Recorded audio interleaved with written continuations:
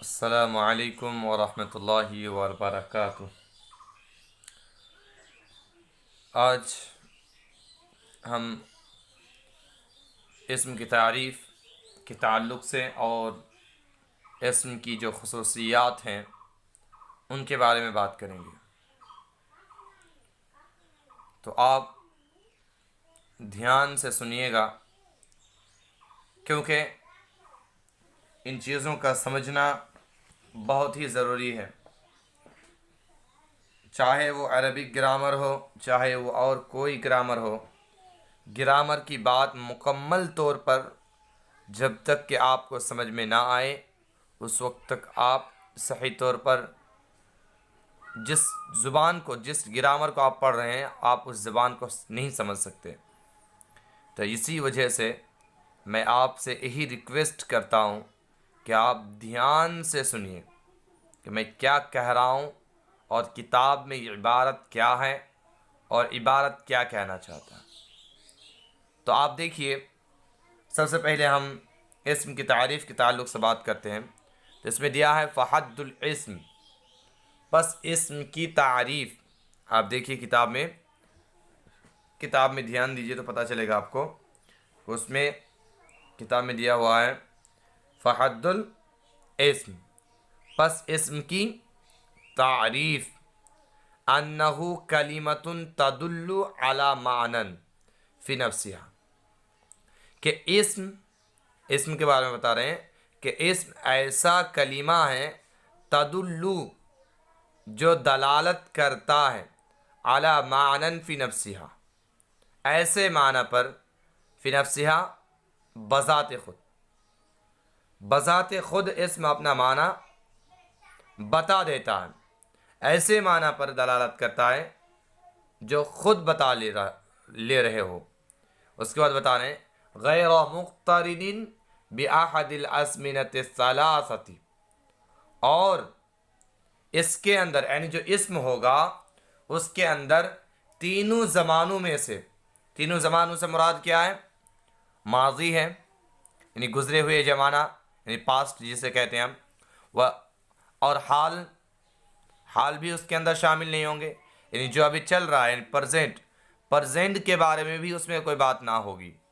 اسی طریقے سے والاستقبال، اور استقبال یعنی فیوچر کے بارے میں، جو آئندہ میں ہونے والا ہے، اس کے بارے میں بھی آپ اس میں کوئی بات نہیں پائیں گے اسم کے اندر۔ تو اسم ایسا کلمہ ہے جو بذات خود اپنا معنی بتلائے اور اس کے اندر کوئی زمانہ شامل نہ ہو۔ اور صاحب کتاب نے بتایا اعنی الماضیہ والحال والاستقبال، یعنی بعہد الازمنۃ الثلاث سے مراد ان تینوں زمانوں میں سے کوئی زمانہ اس کے اندر شامل نہیں ہوگا۔ اس کا مطلب یہ ہے، یعنی میری مراد اس سے یہ ہے کہ الماضیہ، ماضی نہیں ہوگا اس کے اندر، والحال، حال بھی نہیں ہوگا، والاستقبال، اور استقبال بھی نہیں ہوگا، یعنی مستقبل کی زمانہ بھی اس کے اندر نہیں پائے جائیں گے۔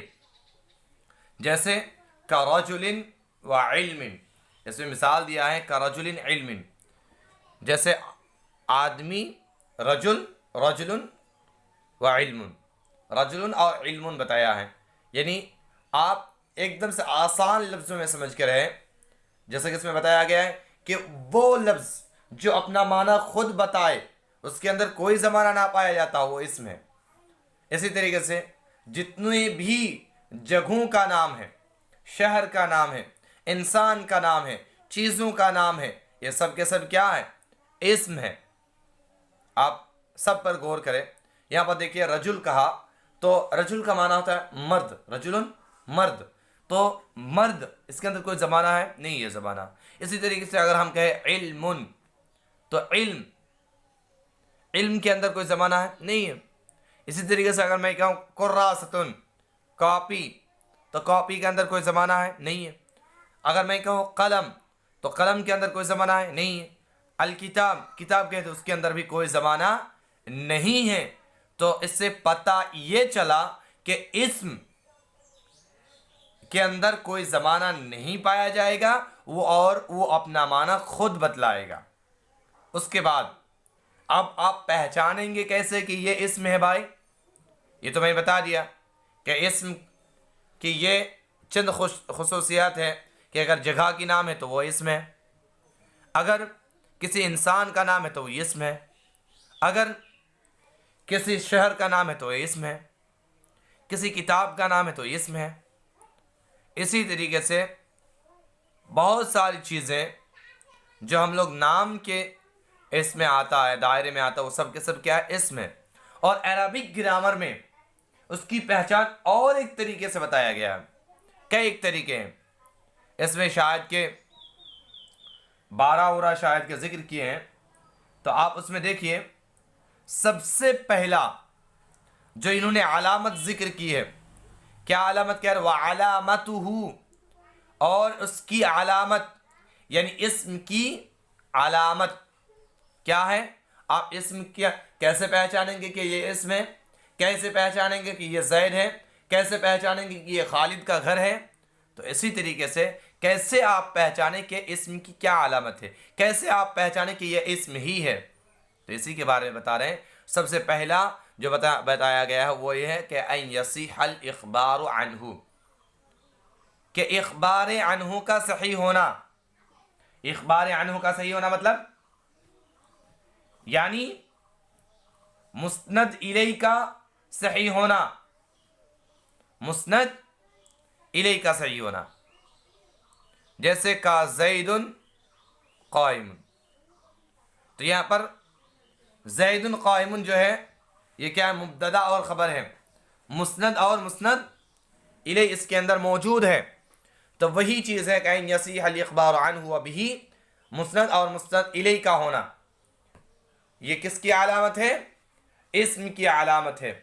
جیسے الولد نائم کہہ سکتے ہیں آپ، الولد قائم، تو یہ سب کے سب کیا ہے؟ مبتدا خبر ہے۔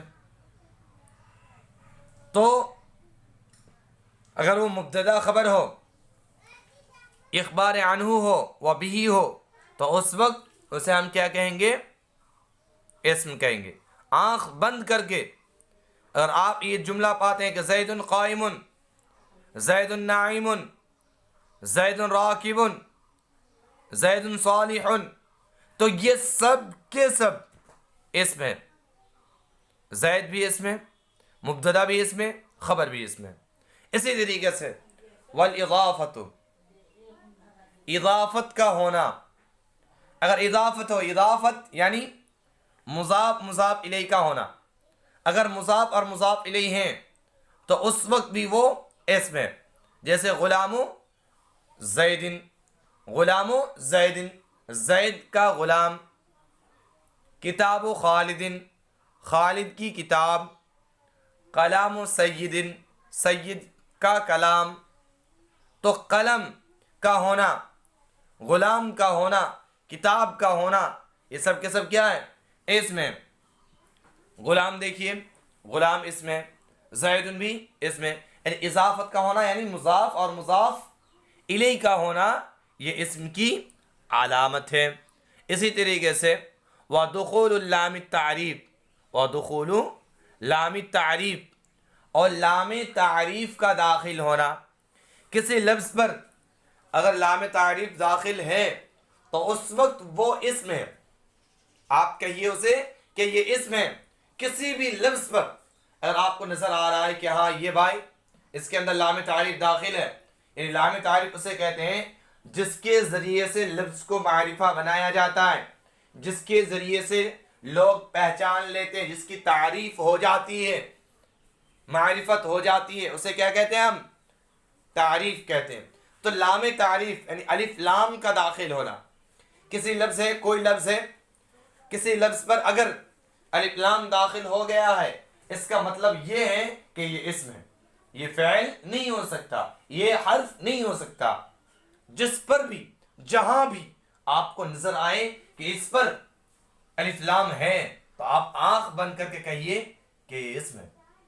اگر رجل ہے تو آپ کو کنفیوژن ہے بھائی، اگر میں ابھی الف لام کی بات کر رہا ہوں تو رجل تو یہ ہے کنفیوژن، لیکن الرجل اگر کہہ دے کوئی تو اس وقت آپ کو اور سوچنے کی ضرورت نہیں ہے، آپ اس وقت کیا کہیں گے کہ یہ اسم ہے، یہ کیا ہے، اسم ہے۔ آپ قرآن میں بہت سارے الفاظ دیکھیں گے، آپ دیکھیے القرآن ہے، کہیں دیکھیے گا القرآن لکھا ہوا ہے، القرآن المجید، تو قرآن مجید، تو یہاں پر دیکھیے ال پر بھی الف لام داخل ہے، القرآن پر، المجید پر بھی داخل ہے، تو یہ معرفہ ہے، اس پر لام تعریف داخل ہوا، دخول لام تعریف، یعنی لام تعریف کا داخل ہونا کیا ہے، یہ بھی اسم کی علامت ہے۔ اسی طریقے سے آپ آگے سمجھیے، والجر والتنوین، جر کا ہونا بھی یہ اسم کی علامت ہے۔ جر کیا ہے بھائی؟ جر آپ نے پڑھا ہوگا کہ حروف جر 17 ہیں، پڑھے ہیں نا؟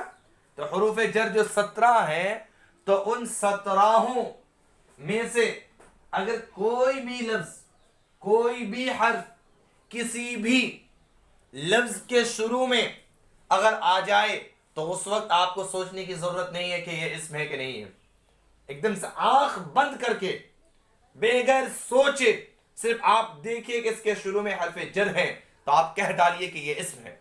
کیا ہے؟ یہ اسم ہے، یہ فعل نہیں ہے، کیونکہ اسم حرف جر جو ہے وہ فعل پر نہیں آتا، وہ only one اسم پر آتا ہے۔ اسی لیے صاحب کتاب نے بتایا ایک علامت اس کی والجر، جر کا ہونا، والتنوین، تنوین آپ سمجھتے ہیں زبر کا ہونا، ڈبل زبر کا ہونا، ڈبل زیر کا ہونا، ڈبل پیش کا ہونا، یہ سب کس کی علامت ہے؟ یہ سب کے سب اسم کی علامت ہے۔ اگر کسی لفظ کے آخر میں اگر آپ دیکھتے ہیں کہ زید، خالد، کتاب، مسجد، بیت، بنت، کوئی بھی لفظ اس طرح، بیتن، خالدن، اگر آپ کسی بھی لفظ کے آخر میں تنوین دیکھ رہے ہیں تو اس وقت آپ آنکھ بند کر کے یہ ڈیسائیڈ کیجئے کہ یہ اسم۔ اسی طریقے سے میں آپ کو بتاؤں، آگے ہے والتثنیۃ، اور اس میں یہ ایگزامپل بھی دیا ہے کتاب میں، بزیدن، بزیدن یہاں پر ہے، بزیدن، تو با حرف جر ہے، ایک تو حرف جر ہونے کی وجہ سے اسم ہے، اور دوسرا یہ ہے کہ اس پر تنوین بھی ہے، اس وجہ سے اسم ہے۔ آپ کو اگر کوئی پوچھے کہ ایک لفظ میں اسم ہونے کی کئی ایک علامت ہو سکتی ہے، کئی ایک علامت ہو سکتی ہے، ایک نہیں، کئی ایک، جیسا کہ اگر آپ کو میں اگزامپل دوں کہ یہاں پر میں نے جو بتایا کہ الرجل، تو یہ رجل کا ہونا یعنی اس کے شروع میں حرف جر داخل ہے، کر رجلی ہے کہ نہیں؟ یہاں پر آپ دیکھیے کہ اس پر حرف جر داخل ہے، تو یہ حرف جر کا داخل ہونا کیا ہے؟ اسم کی علامت ہے۔ اور دوسری علامت ہے الرجل کا ہونا، یعنی الف لام، لام تعریف کا داخل ہونا بھی اسم ہے۔ اس کے بعد دیکھیں والتثنیۃ، تثنیہ کا ہونا بھی اسم ہے۔ تثنیہ کا ہونا، تثنیہ کا مطلب ہوتا ہے ایک سے دو ہونا، تثنیہ کا معنی ایک سے دو ہونا۔ اگر کسی لفظ پر اگر کوئی لفظ تثنیہ ہے تو اس وقت بھی وہ اسم ہے، جیسا کہ اگر کہیں آپ کہ دو آدمی ہیں، رجلانی، دو کتاب ہے، کتابانی، سمجھ رہے ہیں نا، دو پین ہیں تو قلمانی، اور آپ کہیں کہ دو گھڑیاں ہیں تو ساعتانی، تو یہ سب کے سب اسم، یہ حالت رفع میں۔ اگر آپ حالت جر میں لے سکتے ہیں رجلینی، کتابینی، ساعتینی، تو یہ سب کے سب چاہے وہ حالت جر میں ہو چاہے وہ حالت رفع میں ہو، وہ سب کے سب اسم ہیں، جبکہ وہ تثنیہ ہو، جبکہ وہ کیا ہو؟ تثنیہ ہو، تو آپ اسے اسم کہیں گے۔ اسی طریقے سے آپ سمجھیے والجمع، جمع کا ہونا، جمع کا ہونا یعنی دو، تین سے ادھک تر کا ہونا، جیسے مسلمون، مسلمون، آپ جانتے ہیں کہ واو اور نون کا ہونا کسی لفظ کے آخر میں وہ جمع کی علامت ہے، فعل میں بھی یعنی کہ صرف کے قاعدے میں بھی اسے فعل کی علامت بتایا جاتا ہے۔ اسی طریقے سے آپ جب جمع مذکر سالم بنائیں گے تو اس میں بھی حالت رفع میں کس کے ساتھ لکھا جاتا ہے بھائی؟ واو نون کے ساتھ، یا واو ساکن ماقبل مضموم کے ساتھ، تو وہ جمع کی علامت ہے۔ مسلمون، मुस्लिमूना, तो ये क्या है? इसम की अलामत है। तो आप ये समझ गए कि जमा का होना भी इसम की अलामत है। अगर आप किसी लफ्ज़ के आखिर में वाव नून देख रहे हैं और उसके सुर में अलिफ लाम भी हो सकता है, तो उस वक्त वो क्या है? इसम है। उसके बाद वन्नातु, नात का होना। किसका होना? नात का होना। नात का होना माने सिफत का होना। नात का होना मतलब सिफत का होना। अगर किसी लफ्ज के शुरू में नात हो तो उस वक्त भी वो इसम है। उस वक्त भी आप उसे क्या कहेंगे? इसम कहेंगे। जैसे कि अगर आप कहते हैं कि किताबुन जदीदुन, नई किताब,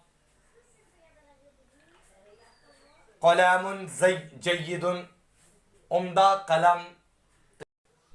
उसके बाद हर्फ निदा का भी होना इसम की अलामत है। हर्फ निदा जैसा कि 6 हैं, उनमें से अगर कोई भी आए किसी लफ्ज़ के शुरू में तो आप समझ जाइए कि यह भी इसम है। वो हर्फ निदा क्या है? एक तो आया है, हया है, आई, हमज़ा, मफ्तूहा। इनमें से अगर कोई किसी लफ्ज़ के शुरू में आप देखते हैं तो आप यकीन मानिए कि वो क्या है? इसम है। कोई मुज़ायक़ा नहीं, डायरेक्ट आप उसे इसम कह सकते हैं। उसके बाद अगर वो तस्गीर है, मुसग़्ग़र है, उसे तस्गीर किया गया है, तो उस वक्त भी वो इसम है। जैसे रजुलन से रुजैलन, कुरैशुन, ये सब के सब क्या है? इसम है। ये तमाम के तमाम इसम की अलामत है जो मैंने इस वीडियो में बताया। अगर आप इनमें से किसी को भी पाते हैं तो वो इसम है। एक लफ्ज़ के अंदर कई एक इसम की अलामत हो सकती है। एक भी हो सकते हैं, 2 भी, 3 भी हो सकते हैं कहीं कहीं पर। तो आप जान गए कि एक तो मुस्नद और मुस्नद इलैह का होना भी इसम की अलामत है, मुज़ाफ का होना भी इसम की अलामत है, इसी तरीके से लाम तारीफ का दाखिल होना भी इसम की अलामत है, जर का होना भी इसम की अलामत है, तनवीन का होना भी इसम की अलामत है। इसी तरीके से तस्निया का होना, जमा का होना, नात का होना और तस्गीर का होना और निदा का होना भी इसम की अलामत है। इबारत में उसके बाद है फ़इन्न कुल्ल हादिही मिन ख़वासिल इस्म, ये सब के सब इस्म की अलामतें हैं, इस्म की खुसूसियात हैं जो अब तक बयान की मैंने। तो ये इस्म की अलामत है। अब इख़बार अन्हु का माना जो बयान किया गया है इसमें, व मानल इख़बार अन्हु, और इख़बार अन्हु का माना है अन यकून महकूमन अलैह, कि वो हो महकूम अलैह हो। महकूम अलैह मतलब मुस्नद इलैह हो। मुस्नद इलैह क्या हो सकता है? फ़ाइल भी हो सकता है और मफ़ऊल भी हो सकता है और मुब्तदा भी हो सकता है। लिकौनिही फ़ाइलन औ मफ़ऊलन, कि वो फ़ाइल हो या मफ़ऊल हो और मुब्तदान या मुब्तदा हो। महकूम अलैह क्या हो सकता है? फ़ाइल हो सकता है, मफ़ऊल हो सकता है और मुब्तदा हो सकता है। तो मैं उम्मीद करता हूं कि आप समझ गए होंगे। अगली वीडियो लेक्चर में मैं बताऊंगा कि इस्म का नाम इस्म क्यों रखा गया और इसमें कूफी और बिसरियों की क्या इख्तिलाफ है, इसके बारे में भी हम डिस्कसिंग करेंगे। तो आप अगर इस चैनल में नए हैं तो ज़रूर सब्सक्राइब कर लें और इस वीडियो को दूसरों तक पहुंचाने में हमारी मदद करें और अपने लिए भी सदका जारिया बनाएं और मेरे लिए भी सदका जारिया बनने दें। अस्सलामु अलैकुम व रहमतुल्लाहि व बरकातुहू।